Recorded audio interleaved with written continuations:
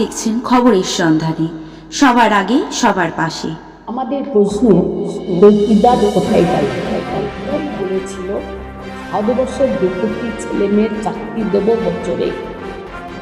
বলেছিল দেশের ব্যাংকে আছে কালো টাকা, সেই টাকা আমরা বিজেপি 14ই বলেছিল ফেরত এনে সেই টাকা এই ভারতবর্ষের জনগণের অ্যাকাউন্টে 15 লক্ষ করে টাকা দেব করেছে। প্রতিশ্রুতি পালন করেছে?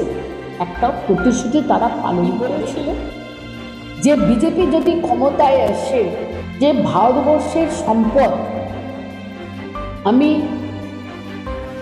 চৌকিদার হিসাবে পাহারা দেব, প্রধানমন্ত্রী নয় চৌকিদার। কিন্তু 2014 পর দেখা গেল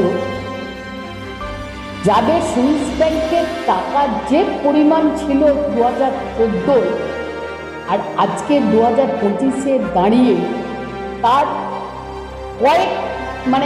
প্রচুর গুণ বেড়ে গেল। প্রচুর টাকা, ভারতবর্ষের টাকা বাইরে চলে গেল সুইস ব্যাংকে। 2016-তে নোটবন্দি করেছিলেন ভারতবর্ষের প্রধানমন্ত্রী, টিভির সামনে দাঁড়িয়ে অনেক বক্তব্য রাখলেন। নিয়ে নোটবন্দি 2016 দাঁড়িয়ে বলেছিলেন যে ভারতবর্ষে আতঙ্কবাদ বেড়ে গেছে, তার কারণ হচ্ছে 500 আর 2000 টাকা চাল বেড়ে গেছে। এই আতঙ্কবাদ দূর করতে তাহলে এই আমাদের 500 আর 2000 টাকার নোট বাতিল। সন্ত্রাসবাদ কমেছে ভারতবর্ষে, সন্ত্রাসবাদ বেড়ে গেছে। বাড়ল কেন? তার জবাব কে দেবে? নোটবন্দি করলে সন্ত্রাসবাদী দমন করার জন্যে, কিন্তু নোটবন্দির পর থেকে সন্ত্রাসবাদ বেড়ে গেল। উল্টে বিজেপির নেতাদের কালো টাকা সাদা টাকা। একটা নির্বাচন এলে প্রতিশ্রুতি দেয়, একটা প্রতিশ্রুতি পালন করতে পেরেছে? বলুন, আজকে সারা ভারতবর্ষে কৃষকরা আন্দোলন করতে গেলে দিল্লিতে গুলি চলে, লাঠিচার্জ করেছিলেন। আমি চৌকিদার, ভারতবর্ষের সম্পদ পাহারা দেব, তার চোখের সামনে দিয়ে কি করে এই শিল্পপতিরা ভারতবর্ষে লোন ফাঁকি দিয়ে, ব্যাংকের লোন ফাঁকি দিয়ে তারা বিদেশের মাটিতে চালের অন্ধকারে কেন্দ্রের বিজেপির দল তারা তাদের মুকুট করে দিল। এটা কিসের চক্রান্ত? তাদের তো ফেরত ভারতবর্ষে আনতেই না। আজকে বলুন, হাজার হাজার কোটি টাকা শিল্পপতিদের মুকুট হলো, লোনকে মুকুট করে দিল। আর অথচ একটা গরিব মেহনতি মানুষ যারা কাজ করে খায় তাদের কাজ বন্ধ। তাহলে বিজেপির দলটা কাদের দল? বিনা লড়াইয়ে 1 ইঞ্চি মাটি বাংলা ছাড়বে না।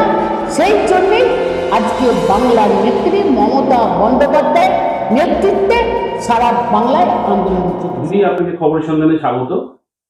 এই যে এখন এসআইআর নিয়ে বিভিন্ন রকম আন্দোলন চলছে, সময়সীমাটাকে যাতে বাড়িয়ে দেওয়া হয় তার জন্য যে আন্দোলন করা হয়েছে, সেই আন্দোলনের প্রতিফলন আজকে দেখা যাচ্ছে সেই সময়সীমাকে বাড়িয়ে দেওয়া হয়েছে।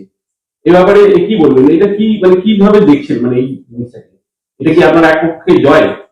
প্রথমত আপনাকে আজকে খবরের সন্ধানে প্রেসের মাধ্যমে আমি সকলকে আমার আন্তরিক ধন্যবাদ জানাচ্ছি। এই যে এসআইআর, আমাদের নেত্রী মমতা বন্দ্যোপাধ্যায় এবং বাংলার মুখ্যমন্ত্রী মমতা বন্দ্যোপাধ্যায় এবং সাংসদ অভিষেক বন্দ্যোপাধ্যায় প্রথম দিন থেকে একটা কথা বলেছেন, এসআইআর নিয়ে তৃণমূল কংগ্রেসের এবং আমাদের কোনো বাধা নেই। কিন্তু বাধা কোথায়? আপনারা নিশ্চয়ই দেখেছেন যে 2002 সালে যখন এসআইআর হয়েছিল সেই সময়টা ছিল 2 বছর। তখন জনসংখ্যাও কম ছিল, 2 বছর ধরে এসআইআর হয়েছিল। কিন্তু এই 2025-এ যে এসআইআর হয়েছে এটা কতদিন? 2 মাস ধরে। আজকে বলুন জনসংখ্যাও বেড়েছে, 2002 থেকে 2025 আজকে জনসংখ্যাও বেড়েছে, আর মাত্র 2 মাসে এই এসআইআর কমপ্লিট করতে হবে। এই যে একটা চাপ, এটা হচ্ছে বিএলওদের। দেখেছেন 4 জন বিএলও মারা গেছেন, কেউ সুসাইড করেছেন, সুসাইড নোটও লিখেছেন যে আমার মৃত্যুর জন্য নির্বাচন কমিশন দায়ী। অনেকে অসুস্থ হসপিটালে ভর্তি আছে, যারা বিএলওর কাজ করছে, সরকারি যারা বিএলওর কাজ করছে তারাও হসপিটালে ভর্তি আছে। এবং অনেক জনগণ ভোটার 35 থেকে 36 জন তারা মৃত্যু, কেউ সুসাইড করেছে। আমার এখানে আশা সরেন মাত্র 28 বছর বয়স সুসাইড করেছে। তার মেয়েকেও, যেহেতু তার এসআইআর মানে আতঙ্কে, এসআইআর যে আতঙ্ক, একটা সময় পাচ্ছে না, কিচ্ছু নয়, এই আতঙ্কে সব সুসাইড করছে। আজকে বলুন তো, এসআইআর প্রথম দিন থেকে আমরা সবাই জানি যে এই ভোটার লিস্ট নিয়েই তো 2024-এ ভারতবর্ষে নির্বাচন হয়েছিল। হ্যাঁ, এই নির্বাচনে এই ভোটাররাই তো ভোট দিয়েছিল, তাই আজকে নরেন্দ্র মোদী প্রধানমন্ত্রী হতে পেরেছে, অমিত শাহ স্বরাষ্ট্রমন্ত্রী হতে পেরেছে, আরো মন্ত্রী হচ্ছে, তাদের ক্যাবিনেট মানে তারা মন্ত্রিত্ব ক্যাবিনেট তৈরি করেছে। তাহলে কেন, যদি হিম্মত থাকে তাহলে কেন ক্যাবিনেটকে ভেঙে দিয়ে, মানে পার্লামেন্টকে ভেঙে দিয়ে আজকে এসআইআর কেন হলো না? যদি এই ভোটাররা ডুপ্লিকেট হয়, এই ভোটাররা যদি ভেজাল হয়, তাহলে তারা কেন সেই লোকসভা ভাঙলো না? লোকসভাতে ভেঙে দিতে পারতো, সেটা করলো না। না করে আজকে বাংলায় এলো এসআইআর করতে। আগে হলো বিহার, নিশ্চয়ই দেখেছে, লক্ষ লক্ষ মানুষ, 64 লাখের উপর মানুষ মানে ভোটার, তাদেরকে বাদ দিয়ে নির্বাচনটা করে নিল, তাদের বাদ দিয়ে নির্বাচন করলো। ওরা ভেবেছিল যে বাংলাটাও নয় বিহার, ওরা জানে না যে বাংলার মাটি দুর্জয় ঘাঁটি। এই বাংলার থেকে ব্রিটিশদের আন্দোলন করে ব্রিটিশদের তাড়িয়েছিল, এই সেটাই হচ্ছে বাংলার মাটি। বাংলার বিপ্লবীরাই লড়াই করে ব্রিটিশের তাড়িয়েছিল। আর সেই বাংলার মাটিতে যখন এসআইআর হবে, ভাবছে বোধহয় বিহারের মতন হবে, জানে না বাংলার নেত্রীর নাম মমতা বন্দ্যোপাধ্যায়, এটা মনে হয় ওরা ভুলে গেছে। কারণ 2021-এর আগে এনআরসি করবে বলেছিল, দেখেছেন, এনআরসি করবে বলেছিল, কিন্তু নেত্রী মমতা বন্দ্যোপাধ্যায় বলেছিলেন বাংলাতে এনআরসি হবে না। বাংলার জনগণ সাথ দিয়েছিলেন, বাংলার জনগণ 2021-এ আরো বেশি ভোটে বিভিন্ন জায়গায় এবং সিট বাড়িয়ে আজকে তৃতীয়বারের জন্য বাংলার মুখ্যমন্ত্রী মমতা বন্দ্যোপাধ্যায়কে এনেছিলেন। আর যারা স্বপ্ন দেখেছে, যারা ঘরে বসে চক্রান্ত করেছিল, যে বিজেপির নেতারা, বাংলার বেঈমানরা, যে বাংলা চক্রান্ত করে বাংলার ভোটারদের বাদ দেবে, এবং বাদ আমরা বলে যাচ্ছি যে আমরা বলুন তো, এসআইআর তো হচ্ছে, এখনো কতজন বাদ যাবে একটা রেজাল্ট না হলে তোকে বলতে পারবে না। তাহলে বাংলার যে মির্জাফর, শুভেন্দু অধিকারী, সুকান্ত মজুমদাররা, তারা কি করে বলে যে 1 কোটি 1.5 কোটি বাদ যাবে? কি করে বললো আপনি বলুন? ওরা কি জ্যোতিষী, জ্যোতিষীরা তো বলতে পারে না। এই প্রশ্ন তাহলে কি করছে? এইটা কি করে বললো, কি করে বললো, এটা হচ্ছে প্রথম প্রশ্ন, কি করে বললো। আর বারবার বলছে বর্ডার টপকে বাংলায় ঢুকছে। আচ্ছা বলুন তো, বর্ডার আজকে অরুণাচল প্রদেশে আছে, মিজোরামে আছে, মণিপুরে আছে, তাহলে সেখানে কেন এসআইআর হচ্ছে না? আর বাংলাতে তারা এসআইআর করতে এলো কারণ বাংলাকে তো 21-এর আগেও ডেলি প্যাসেঞ্জারি করে দিল্লির মন্ত্রীরা, মানে প্রধানমন্ত্রী থেকে শুরু করে অমিত শাহ থেকে শুরু করে স্বরাষ্ট্রমন্ত্রী থেকে শুরু করে তারা ডেলি প্যাসেঞ্জারি করেও বাংলার সিট কমাতে পারেনি, উল্টে বাড়লো, উল্টে বাড়লো। ওরা ভাবছে এসআইআর করে ভোটারদের বাদ দিয়ে এই বাংলাতে তারা আবার জিতবে। আমাদের প্রশ্ন, যারা বলছে যে বর্ডার দিয়ে অনুপ্রবেশ ঢোকে, তাহলে তো এই ব্যর্থতা কার? একটা কথা আছে নিশ্চয়ই জানেন, সরকার যখন কাজ দিতে পারে না তখন মানুষকে ব্যতিব্যস্ত করে তোলা এবং তাদের ব্যস্ত রাখার জন্যে আজকে কেন্দ্রের সরকার তারা ভারতবর্ষের সঙ্গে বাংলাতেও তাদের যে প্রতিশ্রুতি, সেই প্রতিশ্রুতি তারা রাখতে পারেনি। নিশ্চয়ই জানেন 2014 বলেছিল বাংলা ভারতবর্ষের 2 কোটি ছেলে মেয়ের চাকরি দেব বছরে, বলেছিল 15 লক্ষ টাকা যাদের কালো টাকা বিদেশে পড়ে আছে, বিদেশের ব্যাংকে আছে কালো টাকা, সেই টাকা আমরা বিজেপি 14 বলেছিল ফেরত এনে সেই টাকা এই ভারতবর্ষের জনগণের অ্যাকাউন্টে 15 লক্ষ করে টাকা দেব। একটাও সাকসেস হয়ে, মানে একটাও কাজ করেছে, প্রতিশ্রুতি পালন করেছে? একটাও প্রতিশ্রুতি তারা পালন করেনি। এবং তার সাথে কি বলেছিল যে বিজেপি যদি ক্ষমতায় আসে, নরেন্দ্র মোদী তিনি বিভিন্ন জনসভায় বলেছিলেন যে ভারতবর্ষের সম্পদ আমি চৌকিদার হিসাবে পাহারা দেব, প্রধানমন্ত্রী নয় চৌকিদার। কিন্তু 2014 পর দেখা গেল যাদের সুইস ব্যাংকের টাকা যে পরিমাণ ছিল 2014 আর আজকে 2025-এ দাঁড়িয়ে তার কয়েক, মানে প্রচুর গুণ বেড়ে গেল। প্রচুর টাকা, ভারতবর্ষের টাকা বাইরে চলে গেল, সুইস ব্যাংকে চলে গেল। আমাদের প্রশ্ন, চৌকিদার কোথায় গেল?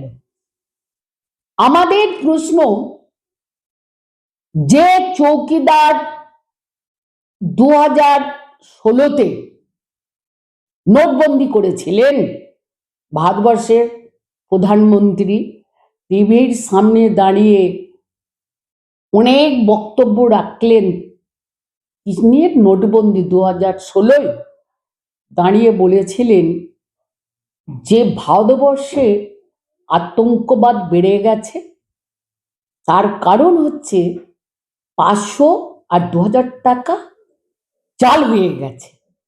এই আতঙ্কবাদ দূর করতে তাহলে এই আমাদের 500 আর 2000 টাকার নোট বাতিল করতে হবে। নিশ্চয়ই দেখেছিলেন 2016-র পর ভারতবর্ষের 140 কোটি মানুষ তারা রাস্তায় ব্যাংকের সামনে দাঁড়িয়েছিলেন। আমাদের অনেক গ্রামে গঞ্জে দেখেছি, মানে সব জায়গাতেই গ্রামে গঞ্জে নয়, সংসার চালাবার জন্য তো সব পরিবার কিছু কিছু টাকা তারা সঞ্চয় করে রাখে, সকলে সেই ব্যাংকের সামনে লাইন দিয়েছিলেন। দিয়ে কি হলো, 200 জনের উপর মৃত্যু হলো। আচ্ছা বলুন তো, সন্ত্রাসবাদ কমেছে ভারতবর্ষ থেকে? সন্ত্রাসবাদ বেড়ে গেছে। বাড়লো কেন? তার জবাব কে দেবে? নোটবন্দি করলেন সন্ত্রাসবাদী দমন করার জন্যে, কিন্তু নোটবন্দির পর থেকে সন্ত্রাসবাদ বেড়ে গেল। উল্টে বিজেপি নেতাদের কালো টাকা সাদা করে ফেলল রাতের অন্ধকারে নোটবন্দির সময়। আজকে বলুন তো, দিনের পর দিন এই দিল্লির কেন্দ্রীয় সরকারের বিজেপির দল 2014 প্রতিশ্রুতি দিয়েছে, একটার পর একটা নির্বাচন এলে প্রতিশ্রুতি দেয়। একটা প্রতিশ্রুতি পালন করতে পেরেছে? বলুন, আজকে সারা ভারতবর্ষে কৃষকরা আন্দোলন করতে গেলে দিল্লিতে গুলি চলে, লাঠিচার্জ করে। আজকে বলুন তো, সেই কৃষকদের ভারতবর্ষের বিভিন্ন জায়গায় বিভিন্ন রাজ্যে আজকে কৃষকদের উপর আন্দোলন, যে গুলি মানে লাঠি চলেছে নিশ্চয়ই দেখেছেন। এবং যে কোনো প্রতিশ্রুতি যারা দিয়েছিল বিজেপি সরকার, একটার পর একটা নির্বাচনে একটা প্রতিশ্রুতিও পালন করতে পারেনি। উল্টে ব্যাংক জালিয়াতি করে এই ভারতবর্ষের সম্পদ, আজকে আমরা যদি, আমি একটা গ্রামের বিধায়ক, আমি নিজে দেখেছি, যদি ব্যাংক থেকে কোনো কেউ, মেয়ের বিয়ে হোক কোনো কারণে, যদি 50,000 1 লাখ টাকা, যদি কোনো বিজনেস কিছু কারণে যদি লোন নেয়, যদি সময় মতো এগ্রিমেন্ট যে থাকে যে এই টাইমে লোন শোধ করতে হবে, যদি না যদি না লোন করতে পারে, মেয়াদটা শেষ হলেই তার জমি ক্রোক করে, বাড়ি ক্রোক করে। আচ্ছা বলুন তো, যারা ব্যাংকের টাকা আজকে নিয়ে, লোন নিয়ে আজকে কোটি কোটি, হাজার হাজার কোটি কোটি টাকা মানে লোন নিয়ে মেহুল চোকসি, নীরব মোদি, বিজয় মালিয়া থেকে শুরু করে এইরকম অসংখ্য শিল্পপতি, তাদের বাড়ি বেশিরভাগটা হচ্ছে গুজরাটে, তারা কি করে, যিনি বলেছিলেন আমি চৌকিদার ভারতবর্ষের সম্পদ পাহারা দেব, তার চোখের সামনে দিয়ে কি করে এই শিল্পপতিরা ভারতবর্ষের লোন ফাঁকি দিয়ে, ব্যাংকের লোন ফাঁকি দিয়ে তারা বিদেশের মাটিতে চলে গেল, তারপরেও কৃষকদের মুকুব হয় না। আদিবাসী মানুষদের কোনো লোন, মানে যে কোনো মানুষের যদি লোন তাদের মুকুব হয় না, তাহলে এদের হাজার হাজার কোটি টাকা লোন রাতের অন্ধকারে কেন্দ্রের বিজেপির দল তারা তাদের মুকুব করে দিল। এটা কিসের চক্রান্ত? তাদের তো ফেরত ভারতবর্ষ আনতেই পারলো না, কিসের চক্রান্ত? এই যে এত এত গাওলা, এত ভারতবর্ষে কেন্দ্রে বিজেপি সরকার আসার পর এত দুর্নীতি, তারা আজকে করছে কি? আজকে যখনই একটা কণ্ঠস্বর মমতা বন্দ্যোপাধ্যায়ের, সেই কণ্ঠস্বরকে দেওয়ার জন্য আজকে করছে কি? বাংলায় 100 দিনের কাজ বন্ধ করে দিয়েছে। হাইকোর্ট রায় দিল 100 দিনের কাজ চালু করার। তারপরেও আচ্ছা বলুন তো, 100 দিনের কাজ কারা করে? গরিব মেহনতি মানুষেরা, 100 দিনের কাজ করে। সেই কাজটাকে বন্ধ করলো। যখন হাইকোর্ট রায় দিল কাজ চালু করার, সে তাকে চ্যালেঞ্জ করে আবার সুপ্রিম কোর্টে গেল। সুপ্রিম কোর্টে হাইকোর্ট একটা চর মেরেছে একটা গালে, সুপ্রিম কোর্টে আবার আরেকটা গালে চর মেরেছে কেন্দ্রের বিজেপি দলের যে প্রধানমন্ত্রীর যে কাজ চালু করতে হবে। আজকে বলুন, হাজার হাজার কোটি টাকা শিল্পপতিদের মুকুব হলো, লোনকে মুকুব করে দিল, আর অথচ একটা গরিব মেহনতি মানুষ যারা কাজ করে খায় তাদের কাজ বন্ধ। তাহলে বিজেপির দলটা কাদের দল? আপনারা নিশ্চয় দেখেছেন অনেক রিপোর্ট, আরবিআই দেখেছেন, সেখানে বলেছে গরিব দরিদ্র ক্রমশ দরিদ্র হচ্ছে, আর শিল্পপতি ধনী ক্রমশ তারা ধনী হচ্ছে একটা সেকশন। তার ফলে ভারতবর্ষে মানুষ চিহ্নিত করতে পেরেছে যে বিজেপি জনগণের দল নয়।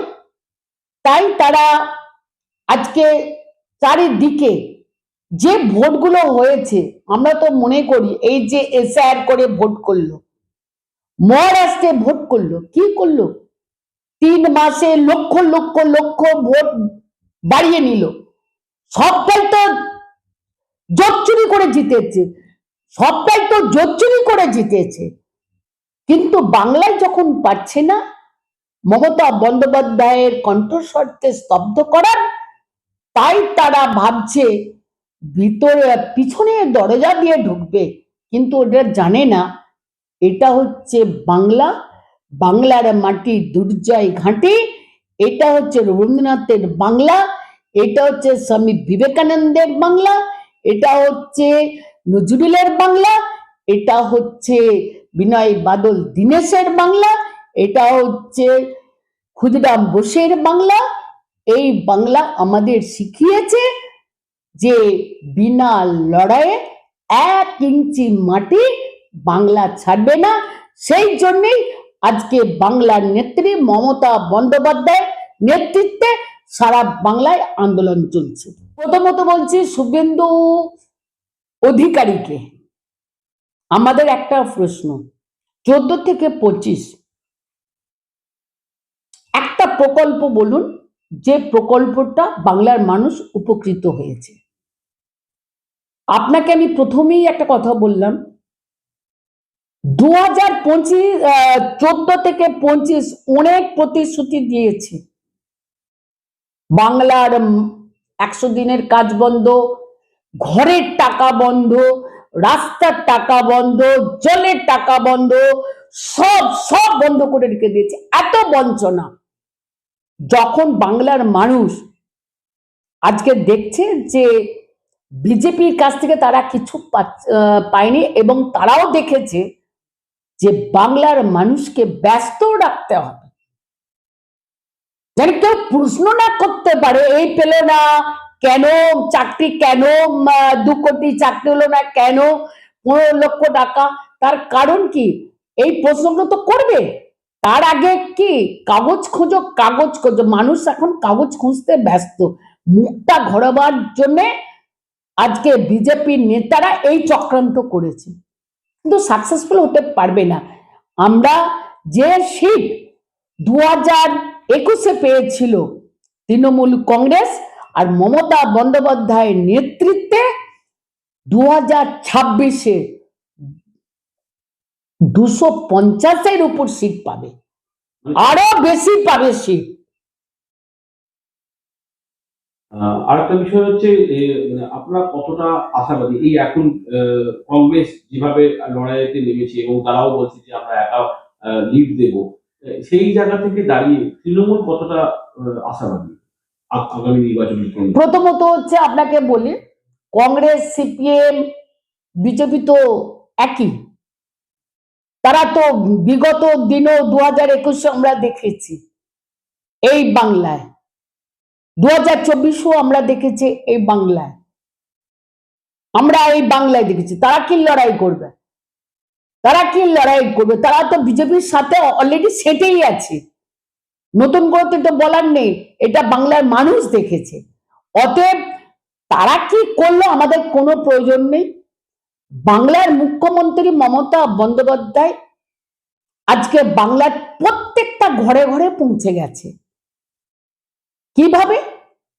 93 উপর যে প্রকল্প বাংলার বাড়িতে মানে বাংলায় চলছে, সেই প্রকল্পগুলো বাংলার প্রত্যেকটা বাড়িতে বাড়িতে মমতা বন্দ্যোপাধ্যায়ের উন্নয়ন পৌঁছে গেছে এবং মমতা বন্দ্যোপাধ্যায় পৌঁছে গেছে। অতএব এই বিজেপি, সিপিএম, কংগ্রেস তারা কি করলো আমাদের অত দেখার প্রয়োজন নেই। বাংলার মানুষ উন্নয়নের দিকে আছে, বাংলার মানুষ উন্নয়নের সাথে আগামী দিনেও থাকবে। আপনার নামটা বলুন। আর অসীমা পাত্র, ধনিয়াখালী বিধায়ক।